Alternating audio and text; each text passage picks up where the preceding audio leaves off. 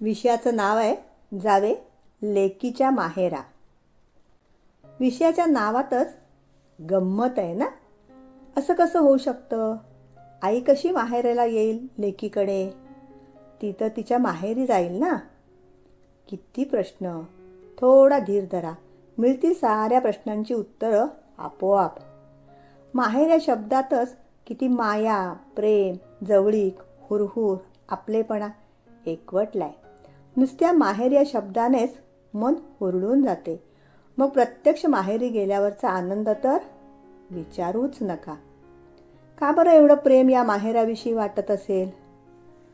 ज्या घरात जन्मापासून ते वयाची 20 ते 22 वर्ष गेली, मुलगी लहानाची मोठी झाली, खेळली, बागडली, रुसली, फुगली, आईवडिलांच्या, भावंडांच्या प्रेमात नाळली, त्या माहेरविषयी ओढ का बरे वाटू नये? मुलगी जेव्हा लग्न होऊन सासरी जाते त्यावेळी तिला पदोपदी माहेरची आठवण येत असते.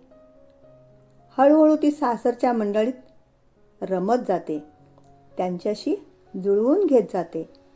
कालांतराने मुलं बाळं, घर संसार, जबाबदाऱ्या, त्यामुळे तिचे माहेरी येणे कमी होत असले तरी ओढ मात्र तीच असते. पण लग्नकार्य, सुखदुःख यामध्ये मात्र ती आवर्जून येते, नातं टिकवून ठेवते. आईच्या भूमिकेत गेलेली मुलगी कर्तव्य, जबाबदाऱ्या सांभाळत इतकी मोठी कधी झाली असा संभ्रम निर्माण होतो. लहानपणी हट्टी, चिडकी, रडकी असणारी हीच ती पोर का, असा प्रश्न मनात आल्याशिवाय राहत नाही. कालाय तस्मै नमः. हेच खरं. दिवस जात राहतात आणि वर्षे उलटत राहतात. मुलं मोठी होतात, पंख फुटतात, उज्ज्वल भविष्यासाठी, प्रगतीसाठी घरट्यातून दूर उडून जातात. माहेरविषयीची ओढ तितकीच असली तरी काळानुरूप बदल झालेला असतो.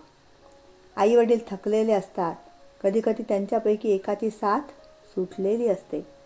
भाऊ बहीण त्यांच्या संसारात मग्न असतात.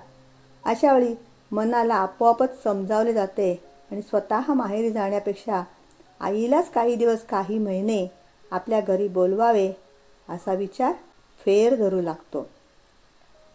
जन्मताच एका नाळेनी जोडलेल्या मायलेकी दूर असल्या तरी ओढ मात्र तीच असते.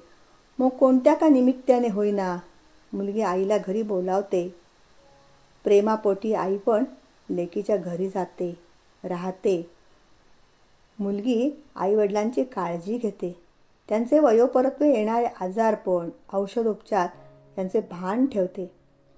त्यांच्या होणाऱ्या चिडचिडीकडे दुर्लक्ष करते. मायेने, प्रेमाने, आवडीनिवडी जपत लक्षात घेऊन खायला प्यायला करते, देते. शक्य असेल तिथे फिरायला नेते. हौस, मौज, आवड जपत येणारा प्रत्येक क्षण कसा आनंदात जाईल याचं भान ठेवते आणि त्याप्रमाणे वागते.